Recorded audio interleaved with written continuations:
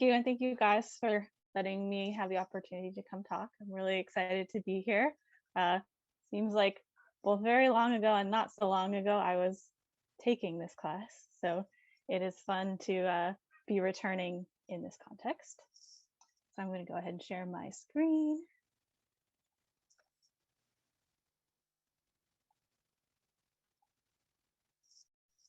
All right, here we go. Okay, so before we get started, I have to give a little disclaimer, which is that I am not here representing RMS, which is my employer. I'm not representing anybody, it's just me. I'm not really an expert in anything I'm going to talk about, but I think I've learned some pretty cool stuff and I want to share it with you guys. So in summary, don't ask me super in-depth questions about model methodology or our clients, because even if I know, I probably can't answer. So first, a little bit about me. On the left, we have a bridge that is representing my childhood growing up in the Bay Area. After growing up in the Bay Area, I did my undergrad at UC Berkeley studying forestry, the trees. I graduated in 2011 and in 2012 moved to DC to work for the Society of American Foresters, where we did a lot of different kinds of policy work, including a big focus on certain terms you still hear today, like increasing the pace and scale of restoration and wildfire prevention. That's still going on, turns out. So then after a couple years in DC, I came back to work at Berkeley Forests in the same role pretty much Rachel is doing now. And there I had a lot of focus on how forest, give me 1 second, this is right on top of my notes, on how forest management could be used to mitigate severe wildfire and climate impacts. So how we used management to sort of mitigate those. While I was working at Berkeley Forest, I did my master's. And when I was doing my master's work, as was mentioned in my bio, it was basically looking at historical fire data to look at the probability of an individual acre of land burning. So it was a very forest and land focused project. After I finished that, I started working on a US Forest Service model that looked at similarly how forest management and forest management could influence wildfire and carbon. And I found I enjoyed the analytical part of that a lot, which led me to Googling jobs that use R and finding risk management solutions had a posting, and I had no idea what they did or who they were. And everything sounded very confusing. So I had to learn a lot about what they do. But they happened to be just about finalizing the release of their wildfire model. So it seemed like a good fit. And a little bit about RMS, which I'm still learning, but I will try and represent as best I can.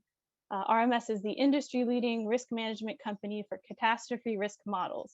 So we essentially model how disasters affect insured property losses, primarily for reinsurance and insurance companies. It was started at 1998 in Stanford, and it started off with an earthquake model. So modeling how the probability of an earthquake happening in California. Then the second big model they released was a hurricane model. And now actually RMS has over 300 peril region models that apply across the various disasters in various areas. And so since I had previous experience working on that wildfire model with the Forest Service, I thought I knew exactly what I was going to be getting myself into. But I was surprised to see just how different looking at wildfire modeling from this perspective would be compared to where I had come from before. So how did that perspective shift happen? It actually started at first with a graph. So this graph was one that was shown to us in, I had like a whole month-long training when I started, and they showed us this graph. So on the y-axis, we have total reported insured fire losses, and then over time, starting from 1978 to 2010. And one thing you might notice is it looks pretty much consistent. There's a few blips. Some of them are pretty well known, like the Tunnel Fire, the Oakland Hills Fire in 1991. We have the 2017 wine country and Thomas fires. But other than that, it's a pretty steady graph. But I looked at this graph and I was confused because I had remembered 2008 was a really big fire year. And 2008 was unremarkable on this graph. And I had to go back and double check because I wasn't quite sure what was going on. So then I went back and I checked this graph of acres burned. And when we look at acres burned, turns out I had not misremembered. There was indeed this big blip in 2008. So for those who don't remember, 2008 was we had a similar lightning event to the one that happened last year. And it caused a bunch of fires, especially in the northern part of the state. And it was a really big, memorable event for me, at least. But again, when you plot them sort of next to each other and look at how these trends compare, 2008, despite having a really huge number of acres, did not actually create a lot of losses. So this was getting some gears turning, like seemed pretty intuitive once I thought about it, but it wasn't necessarily like my first guess. And so another way of, I sort of realized I was going to have a little bit of a shift in how I was thinking was if you just Google the list of California wildfires and the worst California wildfires, you see a list that looks something like this. There's largest, deadliest, and most destructive. So now we're going to have a moment for audience participation. Is there anything missing from this list? And you can just say it in the chat if you want. You don't have to unmute. But I can't wait for those answers to come rolling right in.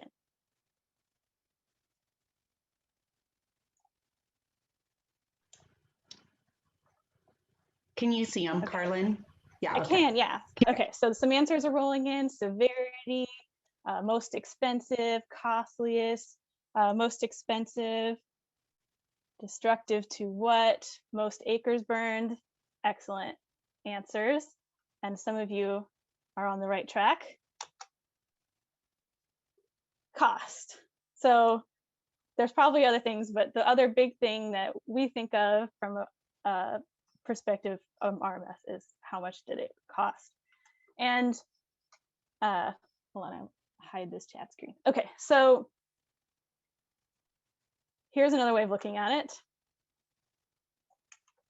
These are those same lists. So I just pulled those top 10 of each of those lists from Wikipedia. And you see the top 10 largest, top 10 deadliest, top 10 most destructive, and top 10 costliest. And you might notice as you're looking at this that there's a lot more than 10 names on this list. And you might also notice that a lot of the fires that show up in one column don't even show up in other columns. And there's actually only one fire that is in the top 10 largest, deadliest, most destructive, and costliest fires. And that's the Cedar Fire. So this was sort of another eye-opening moment in that a fire doesn't have to be large to be deadly or destructive or expensive. Okay, one more moment of audience participation. Does anybody notice anything weird or interesting about these photos?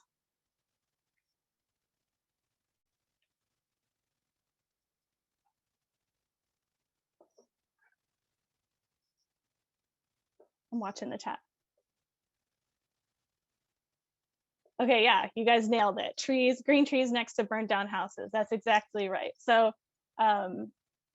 this was a big question. And I'm not actually sure if this came up before the 2017 fires, but I know after the 2017-2018 fires, there were just so many photos that came out like this, showing green trees, living trees next to totally demolished houses.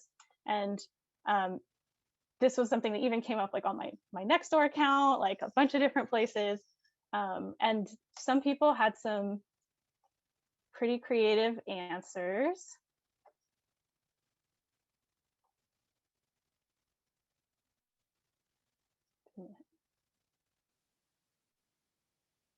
So the recent California fires are very strange and suspect, to say the least. We have specific areas being burned, like energy was being directed at certain things. In drone footage of the aftermath, we see houses completely obliterated and turned to ash while the surrounding landscapes and trees are totally fine. Here is a clip courtesy of Serbian Conspiracy. I'll put a link in the description. You'll notice here that stores and restaurants are wiped out while other things are still in perfect shape. Other buildings are fine, trees are untouched, but specific structures are just devastated. You gotta ask yourself, what's up with that? How did the fires get to these certain buildings but the surrounding areas, including the parking lot, look normal? Is this the result of direct energy weapons? Ranged weapons that inflict damage on a target by emitting highly focused energy? The answer is most likely yes, but so that was the answer that somebody gave on my Nextdoor account. But it turns out this is another one of those ones that once you kind of spend a few moments thinking about it, there's a more obvious, although not nearly as fun answer, which is that what we were looking at were green live trees next to houses which are made of dead trees. And just like humans, trees are mostly water. And anybody that's ever tried to start a campfire with green wood knows that in a lot of cases, it's pretty much impossible. And we even take it to the extent where like a huge part of homeownership is keeping your house as dry as possible. So really, it's not so surprising that we're seeing, we saw those pictures and we saw events like that where we had these live trees next to totally burned down houses. And another reason for that is that when we tend to think about wildfire affecting houses, prior to 2017, I think the sort of assumption was that when houses burn down in a wildfire, it tends to be a flaming front that comes through and wipes out houses, a big wall of flame that is just moving through a neighborhood. But one thing that we've learned through fairly recent research through groups like the Institute for Business and Home Safety, which might be a familiar name, but if not, we have another video where they do experiments like this. Oh, did it just disappear? So essentially, the Institute for Business and Home Safety has this huge warehouse in, I think, South Carolina, and they build fake houses.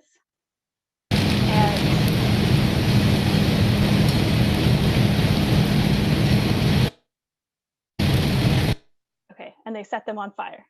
So they do things like take these huge ember storms and they mimic what would go on during a wildfire, and they launch them at houses that are built out of different kinds of materials and different kinds of shapes and structures with different landscaping. And they essentially look at what happens when the embers, which is now what we know tends to cause these big losses in house and in built areas. What happens when these embers hit a house and find somewhere to light on fire. So yes, we can see already the embers have found some landscaping, maybe some leaves on a roof, and they've started up the flames that are already rapidly engulfing this poor house. And I think this house was built about of different materials in different areas, so they were also comparing it. But to me, at least, it's always been surprising to see things like it's the gutters, it's the roof corners, it's the windows, it's the screens are all kind of the first to go, essentially. Okay. Yeah, so I think there's more to that if you want to look it up later. I promise it's worth checking out, but I'll move on. So there was also a relatively recent study. This came out in 2019. It was the USGS study. I think Keeley was one of the authors on it, which is probably a familiar name to a lot of folks. So essentially what they did is they took CAL FIRE data, essentially after homes are exposed to wildfire, CAL FIRE will go out and inspect the houses that burned down and the houses that survived, and they'll do sort of an inventory. And this study was taking that inventory data for a bunch of houses exposed to wildfire between 2013 and 2018, and went to determine which features, so there were 9 features, I've graded them out for now, to determine which features were the most important in preventing structure loss. So now we have another moment for audience participation. So I've shown you this graph. You can see the areas, and there's 9 features, and this poll has each of those 9 factors, and you will be able to take a moment to fill out the poll and guess which was the most important factor in this study. We'll give it a few minutes, but so far I've got a lot of defensible space, defensible action, deck porch, that's like what your deck is made out of. Defensive action is like whether firefighters or civilians came and fought. Some of these are pretty intuitive. Eaves is the shape of the part that overhangs your house. So your roof, the part of your roof that overhangs your house, that's your eave. Comes off the end. Vent screens, the screens on like your attic or your soffit vents. Window pane is whether you had single or double pane windows. Okay, we're pretty good. So let's see end polling. All right, so the winner was defensible space, and then defensive action, or no, structure age, and then defensive action and roof were all tied. So big reveal. So actually, if we take a minute to look at this graph, sorry, I don't know how easy the 2 blues are to tell apart, but structure age is the left blue bar in each bin, and eaves are the right blue bar. And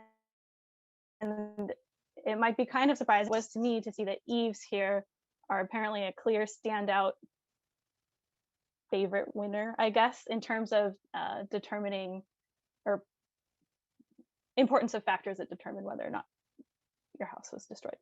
And we look a little closer to that, and essentially it's because when you have an overhang over your house, so like this is your house, this is the part that overhangs. What happens is when you have an eave coming off like this, it creates a little wind vortex between where the roof comes down and the side of the house is. And that little wind vortex circulates embers. And then your embers are spending a long time in that area and finding places to hold on. So, so that was a surprise to me. Maybe it was a surprise to you guys too. And then the follow-up question, so don't worry, there's another poll, is now that we know that all these factors play a role in various amounts, any guesses which of these risk mitigation or potential risk mitigation factors insurers take into account when deciding who to offer insurance to, who to insure, and how much to charge?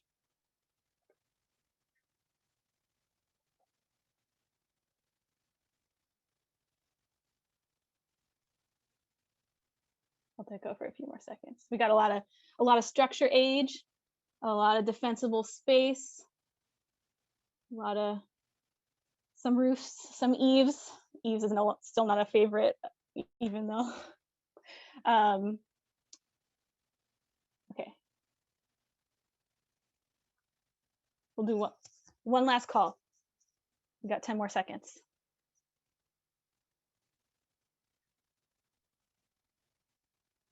Okay, close enough. So looks like our winner was structure age, and we had defensible space, roof, all that. That's pretty good. But the real answer is that it's a trick question. None of them are typically taken into account when insurers, in California at least, are deciding who to insure for wildfire policies. So why is this? To get an idea, we're going to take a little step back and go to Insurance 101.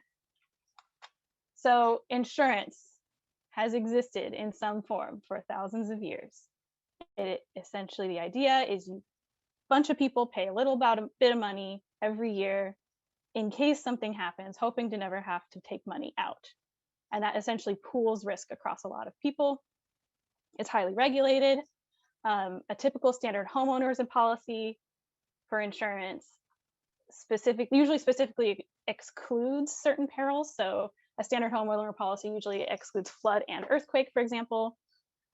Fire is usually included as part of your standard coverage. And that's fire, whether it's structural fire, wildfire, or fire following earthquake. If you have a federally backed mortgage, which is most mortgages, you generally, not even generally, you have to have a standard homeowners insurance policy. There's no ifs, ands, or buts about it. So anybody that has a mortgage is paying for home insurance. And then insurers purchase insurance against their insurance. So there's like an inception level of insurance going on, and that's called reinsurance. Reinsurance is not especially highly regulated. Yeah, okay. So what does this mean in California? So in California, after the 2017-2018 wine country fires, there was $24 billion in losses, and this had a huge wake-up call for insurers for wildfire in California. In California has a Prop 103, which mandates that any rate increases for insurance have to be filed through the California Department of Insurance. So they had this huge loss, and all of a sudden that changed their view of risk, and they said, can we raise rates? And the state says, well, you're still limited by this policy, which meant that insurance companies started essentially issuing a ton of non-renewals. So essentially they said, we're not going to even cover you, it's too risky, and we can't charge enough. And there was a 31% increase in non-renewals in 2019, but this is something that had been going on since pretty much 2017, 2018, and a little bit before. So if a homeowner, so you have to have a homeowner's insurance policy. If you have a mortgage, homeowners who cannot get insurance through the typical market must turn to, it's called the last resort insurer, the California Fair Access to Insurance Requirements Plan. This plan generally, it requires payment on top of your typical standard homeowners policy. Most people who get it seem to also be recommended to get a wraparound policy that is more expensive but covers more because it doesn't cover much on its own. There was a 36% increase in participation in the FAIR program in 2019. There was a 559% increase in participation in the FAIR plan in the top 10 counties with the highest exposure and highest risk to fire in 2019.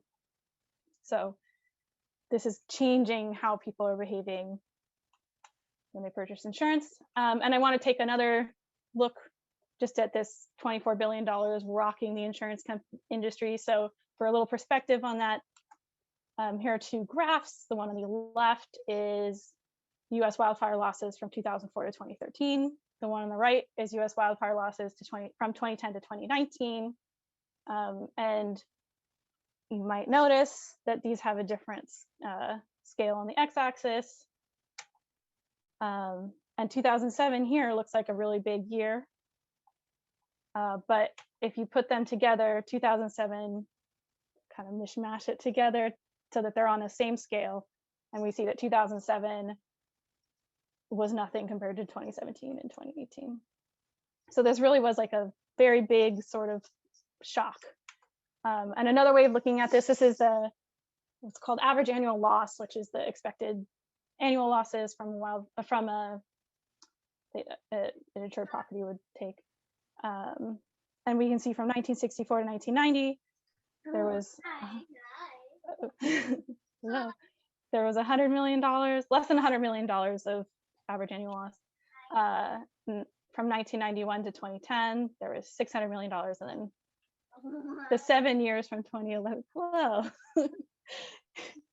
from 2011 to 2018 was really huge. They're very engaged in the topic. They really like insurance. Okay, and where did the 7 years of loss come from? It was really 11 major fires in 2017 and 2018. And essentially these 11 events over these 2 years wiped out 25 years of insurance underwriting profit in California. So insurers had been pretty happy with getting what they were getting, and then all of a sudden they're like, oh, everything we've got in the last 25 years that we sort of saved up is gone. Okay, so some more on why this is a fairly, especially risky problem, or especially annoying problem in California. Insurance companies in California cannot use reinsurance or any kind of probabilistic risk modeling in rate setting. So they basically, to determine how risky a property is, they look at the past 20 years of fire history, and that's generally about all they can look at. Most companies that are out there use something called a risk score. These risk scores generally only take into account three things: your slope, fuel, and accessibility.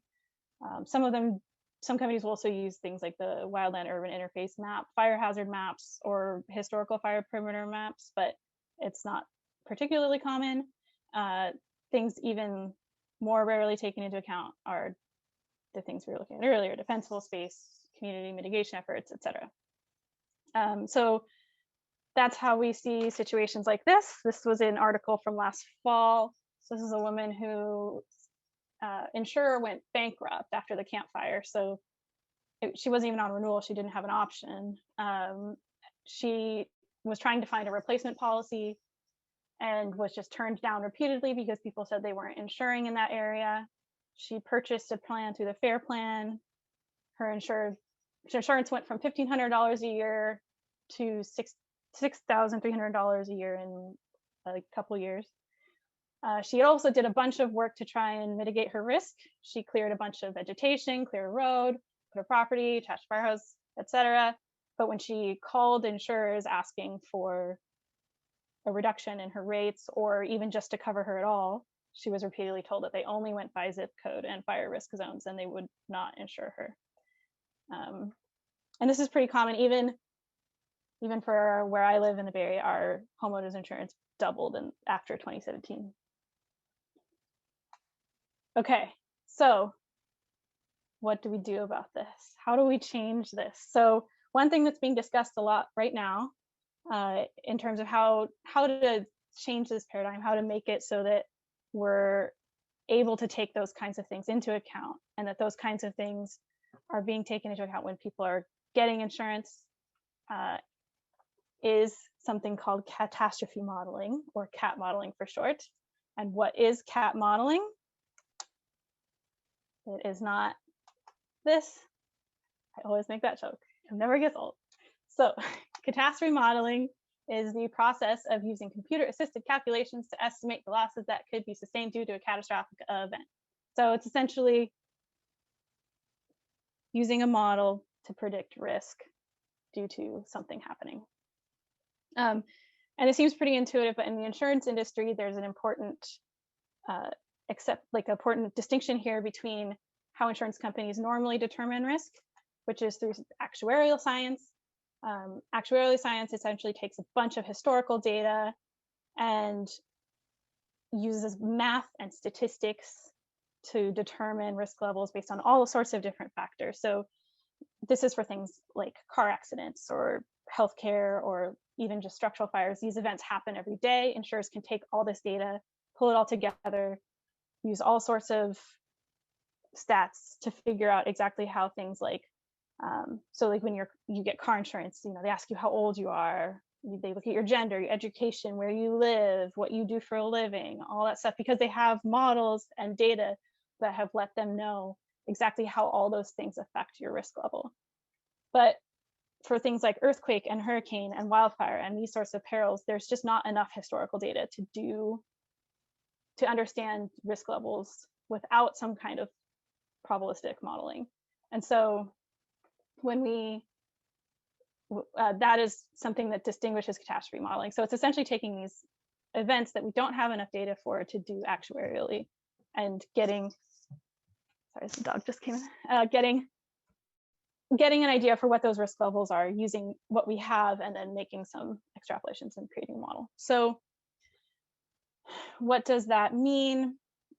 So as I mentioned earlier, insurers in California are limited to looking at 20 years of fire history to understand risk. And so when we could go back to this graph and we look back 20 years, you can see like there's a lot of questions here, right? So is next year going to look like 2010, or is next year going to look like 2007?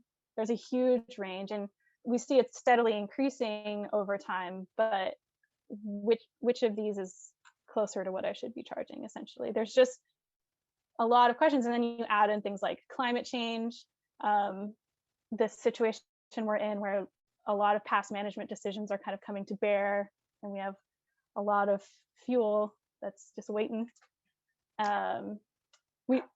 There's so much uncertainty about the future that looking at the past 20 years of data is anxiety inducing. So what does that mean? So again, these things are very rarely taken into account, right? They're very rarely taken into account because we don't have the data to know how, the quantitative data, like historical data, to determine how these factors do impact your risk. They can't give you a reduction or figure out whether or not to insure you because we just don't know what those things, how those things do affect your risk. We intuit it and we think it and we see it, but we're just not at a place where we have enough data. So what that means is catastrophe modeling can take the data we do have and let us try to get an idea for exactly how those things might, and apply it to a broad range of places and situations. So to help expose how that happens, I will give a quick rundown of what exactly is a catastrophe model and what are the different components. So there's 4 modules. The first module is the event. So the event module is essentially you generate a big list of events. They all have characteristics associated with them. They have locations. Do it thousands, sometimes millions of times, and get an idea for like what all these events that might happen are. And again, these aren't historical data. This is potential events. Then there's the hazard module. So this is for a given event, essentially, what are the components that cause damage or loss? So that might be, for earthquake, we have things like ground motion. Hurricane, that might be wind strength. For wildfire, it's things like heat, ember, and smoke. Then there's a vulnerability. So that's the degree to which something is damaged. And then the financial is essentially the expression of that in terms of a financial loss, which is a lot of words to say, here's these 4 components.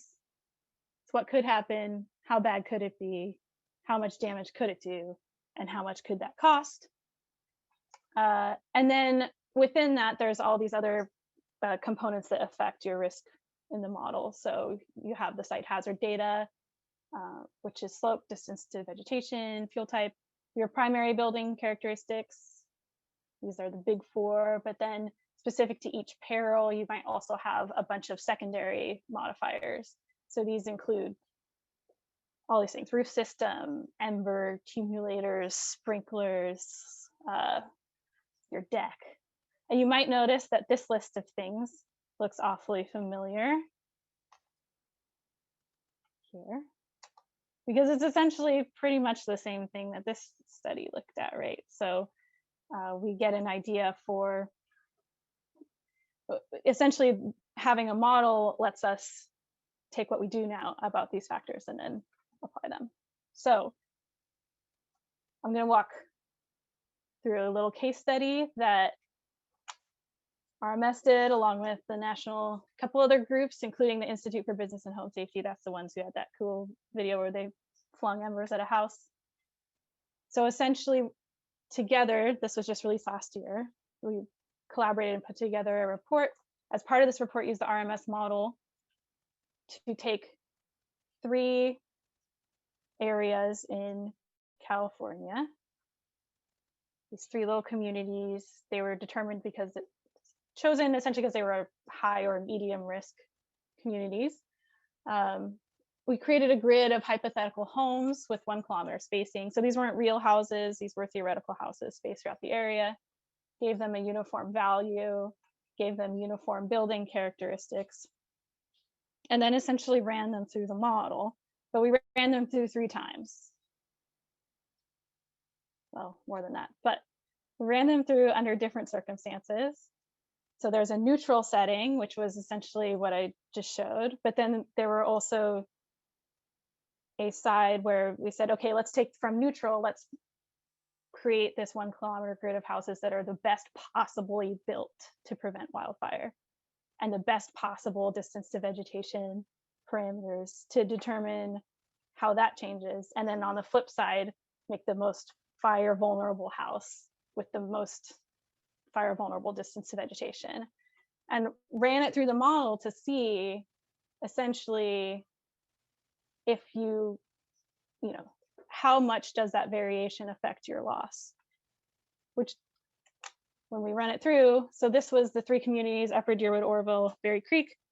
So the neutral is going to be the $0 line. And then on either side is how much that expected annual loss changed based on whether or not it was considered a credit. So whether it was a good building with good vegetation distance, or a penalty where it was a bad fire unsafe building with bad penalty. And so this gives us somewhere of an idea of exactly how changing those parameters might make up. And this is annual also. This is, you can see it's a negative $2,000 to $2,500, so $4,500 difference annually is in Upper Deerwood.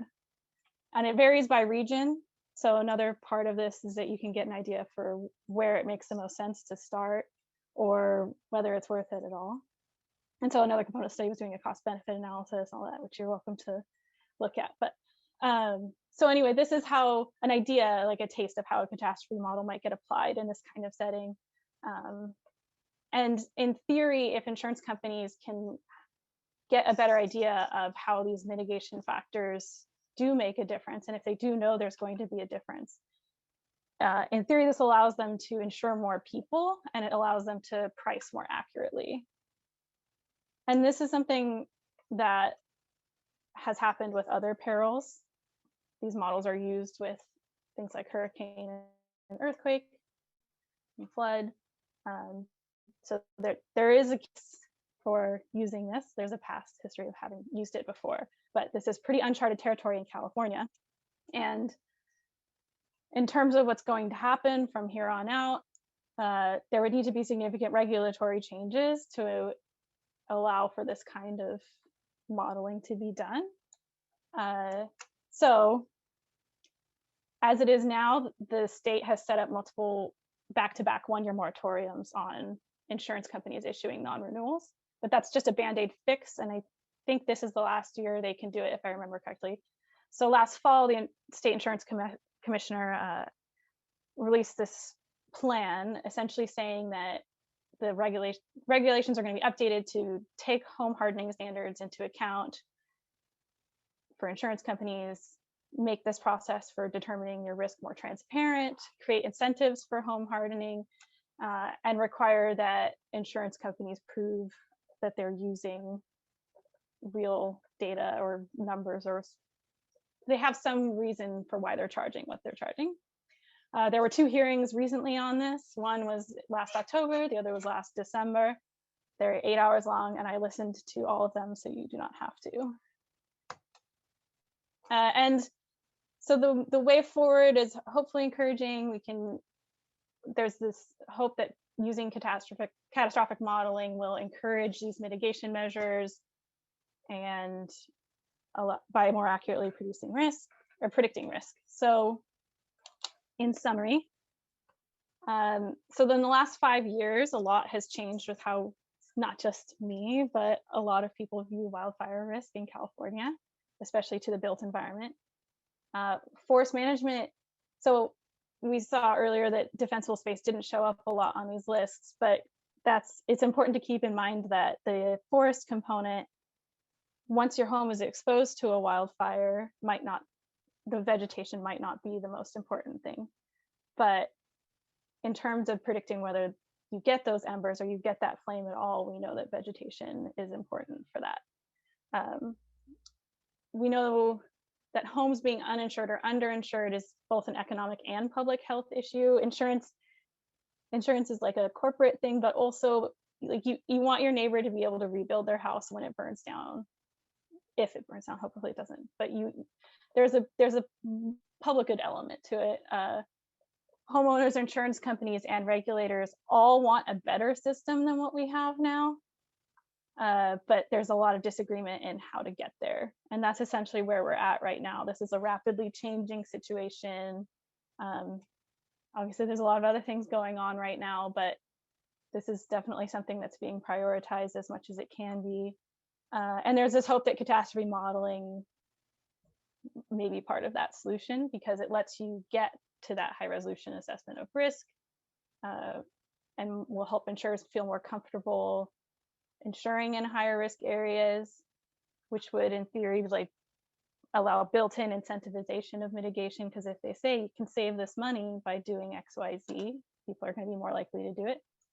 But the caveat there is the classic saying, all models are wrong, but some are useful. And the hope is that catastrophe modeling will be useful. So I wanted to end on one more slide, just sort of as a teaser, food for thought kind of thing, because we spent a lot of time talking about wildfire in California. But I found this to be interesting. This is cumulative economic losses by peril globally from 2000 to 2020. And we do have wildfire on here in yellow, but there's a lot of other perils that happen. And in terms of ranking on these graphs, which are economic loss, total economic losses, and the count of events over $1 billion, wildfire is one of many events.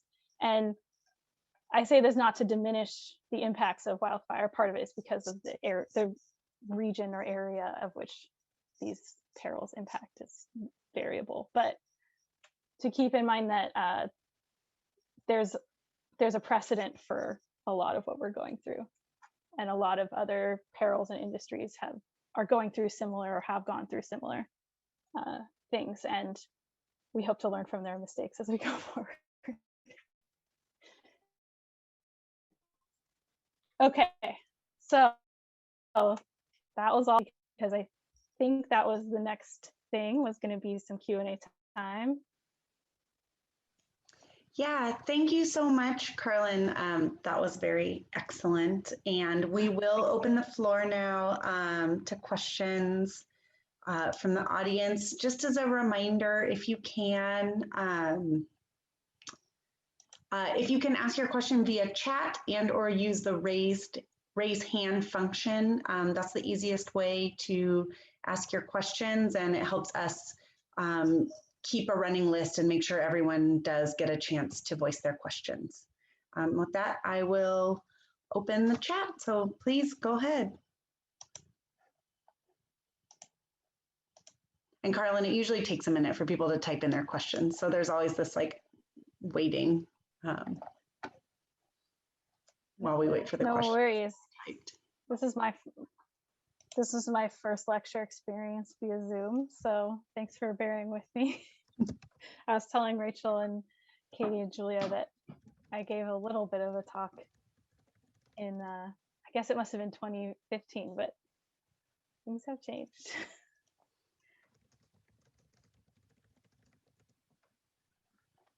And you don't have to ask specifically these discussion questions. I just threw them out there in case nobody had any questions. Carlin, how can we fix our eaves? Yeah, so essentially the three categories of eaves were ones that lean over your house and make a triangle, ones where you take the triangle and turn it into a right angle by putting a piece of wood to connect the angled part, and other ones are actually houses are being, in wildfire prone areas, are starting to build increasingly houses that don't have eaves at all. Wow. There are some questions in the chat that you may wish to answer. Thanks. Yeah, Excellent. so Carlin, Ricky had asked a question, but then he mentioned that you had already answered it. But but he has another question now. So I will pose that to you. And just so that everyone else, folks who aren't seeing the chat, I'll read them aloud. So and that's for the benefit, like especially of people on the phone. So Ricky asks, is the body of knowledge from IHBS and recent US Forest Service research on cause of structure ignition of sufficient quality that insurance companies feel comfortable incorporating them into the models? That's a good question. It's not entirely something I do know the answer to, but it does tie into one of my discussion questions here, which is, even if you have a perfect model, what are the limitations to determining risk? And the big limiter there, one of the big limiters there, is models are based on data. And when you run a model, you have input data. And if that data is not good quality, you know, that they say garbage in, garbage out. So insurance companies in a lot of situations are having to reevaluate how much data that what data they do have that lets them help determine this risk. And I don't know how many people on here have purchased home insurance, but when you do purchase it, generally, I was at least very surprised by the questions that they asked me, because it was basically like, what year was your house built? What kind of roof do you have? What kind of siding do you have? I think, like, how many stories is it? And that's about it. They generally don't ask you, is there 2 acres of vegetation behind your house? How close is the closest vegetation? So even if there is a model like that, there's a lot of extra upfront work to determining, just getting an idea. And then the other thing is that can change year to year, because something like defensible space or roofing materials or all that can change. So I think that kind of gets at your question, Ricky, but let me know if you have a follow-up.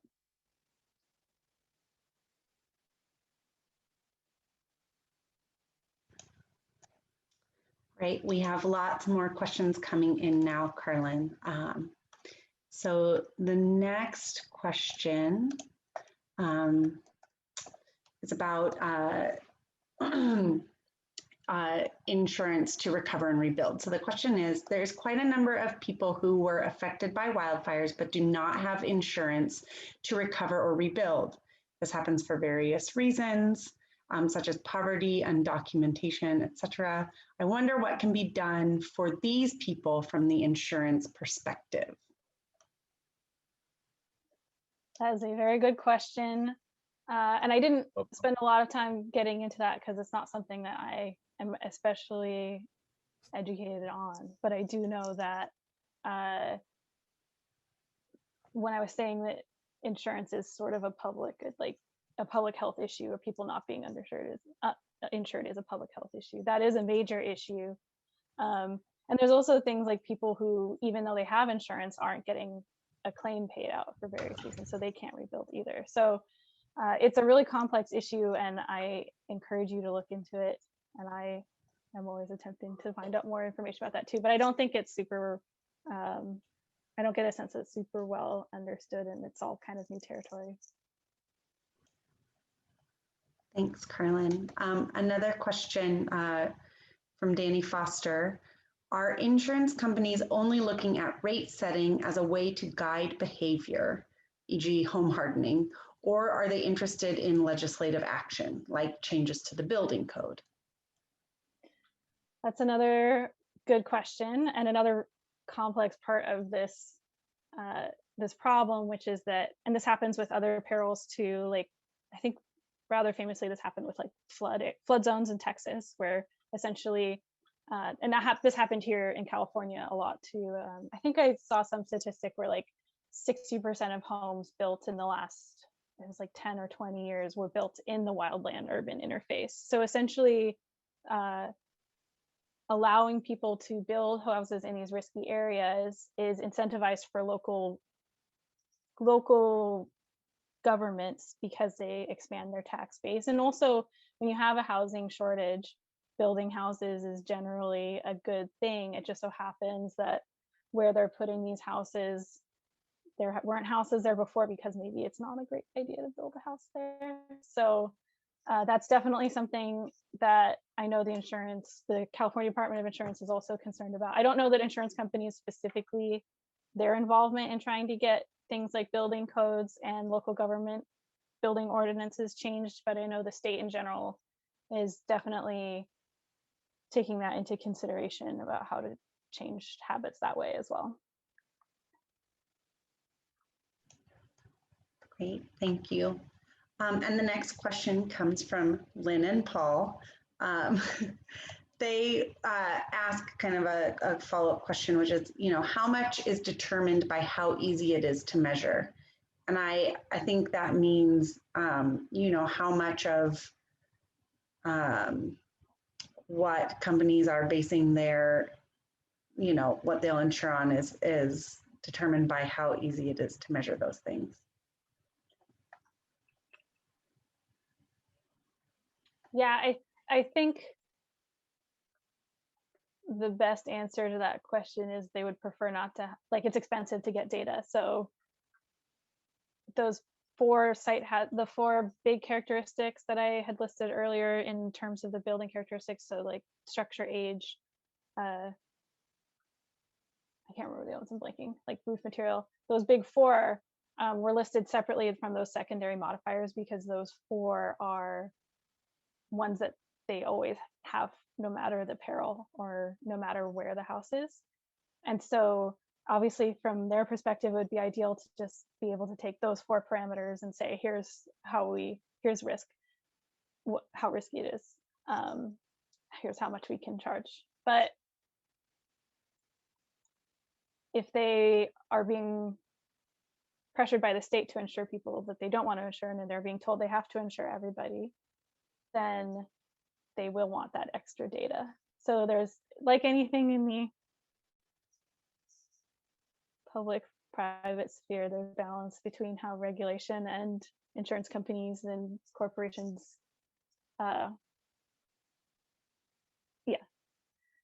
there's a balance in figuring out what data they're going to get and what information they're going to need in order to do what they're supposed to do. Thanks, Carlin. And Ricky asks another question about kind of model inputs, and he asks, will the models look at community level hardening, ingress, egress, fuel breaks along major arteries, or will they be focused more on individual home hardening, i.e. the 0 to 300 feet kind of thing? That's another great question. So I know some of the risk score, I'm pretty sure some of the risk score products that are out there do take things like accessibility into account. I know that because everybody east of me was dropped from their insurer after 2017 because they cited accessibility. So in terms of what RMS models, so this list that I have here is our secondary modifiers for our specific model. And I believe accessibility condition covers some of that. What was the other one? Or more focused on individual home hardening. So being more focused implies one matters a lot more than the other, which is sort of like a specific product question, or like you'd have to run a lot of stuff through the model to get an idea of exactly which ones have the largest impact in which situations. But these are all taken into account. I think that answers your question.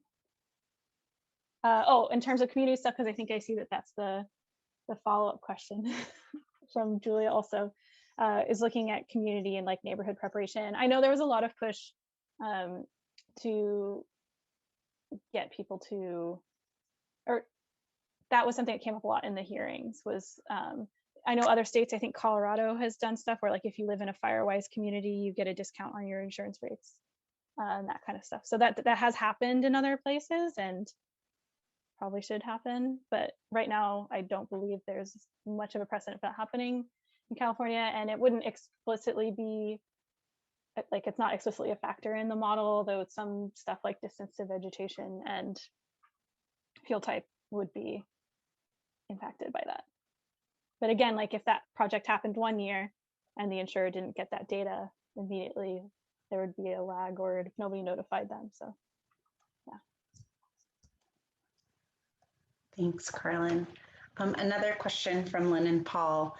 This is about potential homeowners. Is it possible for a potential homeowner to inquire when looking at purchasing a home, I think that is supposed to be, to get an insurance company to tell them, or I guess purchasing a policy, to get an insurance company to tell them what will make my insurance cheaper? So like essentially, are there actions they can take, or is that a non-starter for insurers? Yeah, my experience is that you can call them all the time and they are more than happy to give you a quote based on updated stuff, but I don't try it. Report back, let me know. I'm curious. Maybe if more people ask, they'll be more inclined to start considering that kind of stuff. But my experience and my understanding is that they would probably say no, at least in California, at least right now. But they're usually like really receptive to you calling and asking those kinds of questions, and they generally will know the answer exactly because, like I said, they're very like, we have numbers and data for everything.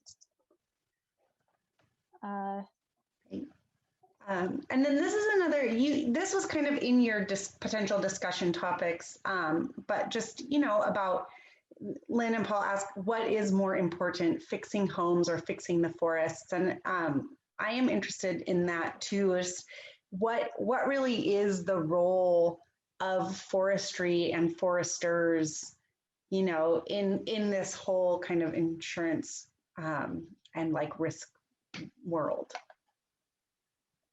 Yeah, for sure. I think it has to be both, especially considering the situation that we're in right now, where, like I was saying, we already have the state we have, right? Like we already have the condition of the fuels and the condition of the vegetation that we have, and it's going to take time to change it. And I don't know how many people are from California, but like for me, we had to live through a month of smoke last year, which is a good preview for next week, I think, teaser for next talk. So, and like we've had this now a few years in a row where we've had days to weeks of smoke. That never happened when I was a kid. I think 2017 or 2016 is the first time I ever remember that happening. So clearly there's a shift happening. Something is changing. You don't even have to be paying attention to any of this to know it, because you just go out, well, or don't go outside your house. So in terms of which is more important, I'm not sure we will know that until it's too late. So we just have to do both as much as we can. But I'm not sure there's like necessarily, like those are two different groups and two different ways of tackling the problem from different directions, right? I don't think it has to be an either or, and that it's not trying to figure out from a shared pool of resources exactly what to do necessarily. Maybe in the case of individual neighborhoods, trying to decide, do I put investment in doing a community vegetation project, or do I fix up my individual house for an individual person? That is a question that I can imagine struggling with, but from like a larger policy perspective, I think we can do both, or should do both. And Stacy, I'm sorry, I'm going to cut you essentially and ask a very short follow-up question. But Carlin, so given your role and your perspective on things, do you see that there are areas where, you know, the forestry world and kind of the homes and structures world could work together more, you know, where there's these gaps that they're not talking to each other and they should be? Yeah, I think one kind of classic example of this is this question of, where do you let fire burn, and where do you put fires out, and where do you do fuel treatments? Because if you're doing fuel treatment somewhere that is out in the middle of nowhere, is that really going to be as useful as dollars put and effort put towards a fuel treatment near where it might change the outcome of somebody's life, I guess? But that's a human-centric view, which is a little selfish, but as a human, I can say that I think I don't know that that's the wrong way to look at it. I think if we had infinite dollars and infinite resources, we could go out and treat everywhere, maybe, but we don't. And so I do think that as foresters, maybe considering how we prioritize in that sense is probably the biggest way we can contribute. Thank you. And now a question from Stacy Frederick. Stacy asks, what role do you actually see insurance companies playing in dealing with companies playing in changing how we deal with fire? Are they going to encourage enough people through insurance-driven carrot stick incentives, or do we need fireside community and other legislation?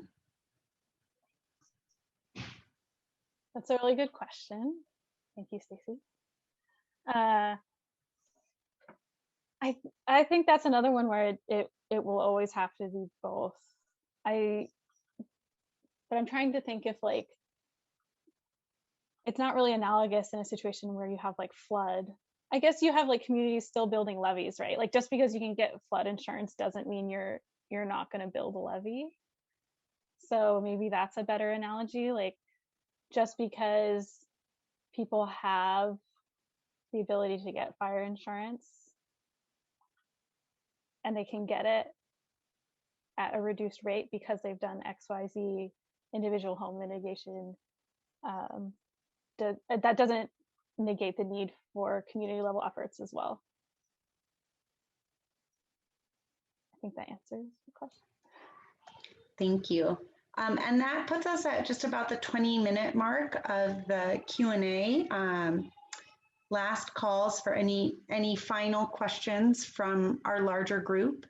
And if we don't see anything come through pretty quickly here, we will say thank you and goodbye to all of our participants, except for those students in the forestry capstone course. So any last questions? It doesn't look like it, but lots of thank yous. Thanks, everyone.